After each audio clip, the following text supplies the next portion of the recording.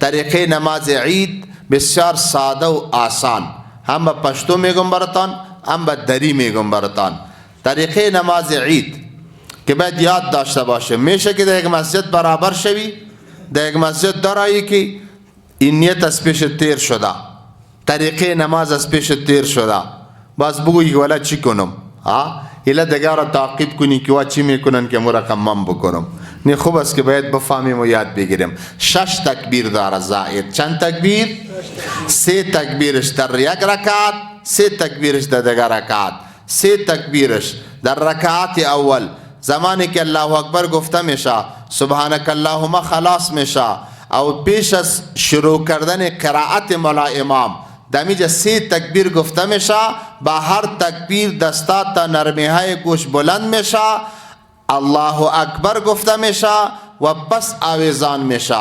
3 بار الله اکبر دستا تا نرمی های گوش بلند پس پایین آویزان میشه. 3 تکبیر که جا گفته شد، بعد از 3 تکبیر دستا زیر ناب بسته میشه.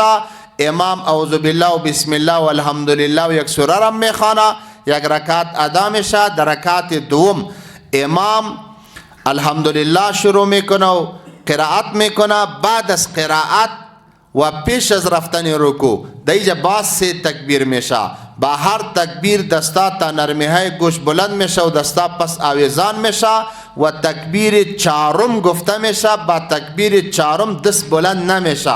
تکبیر 4م با رفتن رکوع می باشه و رکوع میری و نماز خلاص است.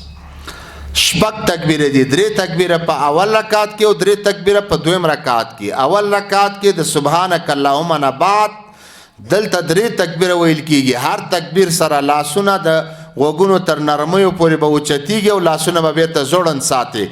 او 3 تکبیر چې وویل شي نامنه لاندې به لاسونه وتړل شي. امام به اعوذ بالله و بسم الله و الحمدلله و قرائت وایي. رکوع سجده اول رکعت چې وشي، دویم رکعت ته چې امام را پاسیږي نو اعوذ بالله و بسم الله و قرائت چې خلاص شي، قرائت نه بعد رکوع نه وړاندې بیا 3 تکبیر ویل کیږي. هر تکبیر سره لاسونه غوږو پورې اوچتیږي او بیرته لاسونه زوړندیږي. 4م تکبیر ویل کیږي بغیر د لاسونو د اوچتیدلو نه.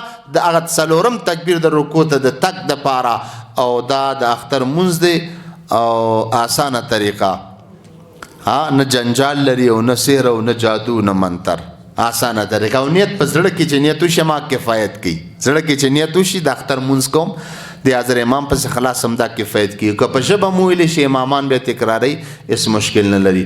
پروردگار تمام طاعت و عبادت مرا قبول بگرداند. آمین بگوین. پروردگار بار بار در زندگی ما رمضان نصیب ما بگرداند. پروردگار تمام مشکلات حاضرین مجلس ما را حل بگردان. پروردگارا یہ دعاهای ما ده حق خود ما، ده حق دیگر دوستای ما، ده حق فامیلای ما قبول بگردان. خصوصا دعاهای معتکفین ما الله قبول بگردان.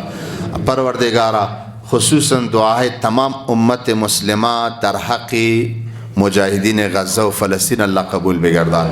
پروردگارا آنها را از ظلم ظالما، از ظلم بنی اسرائیل، از ظلم امریکا و از ظلم تمام کفار نجات نصیب بگردان. الله پیروزی نصیبشان بگردان. الله چندین دهه شد که آنها در تحت ازی ظلم قرار دارن. الله نجات نصیبشان بگردان. پروردگار فتح و نصرت غیبی نصیبشان بگردان. پروردگار کامیابی به تمام اهل اسلام نصیب بگردان. پروردگار به حاضرین مجلس ما ایمان کامل نصیب بگردان. اولاد ما را نیک صالح بگردان. فامیلہ مارا اللہ نیک صالح بگردان. روزے مارا قبول بگردان. طاعت و عبادات و ختم و تراوی مارا اللہ قبول بگردان. ہم فکری و ہم دلی و برادری و اتفاق و اتحاد با تمام امت مسلمہ بخصوصاً بما نصیب بگردان. صلی اللہ تعالی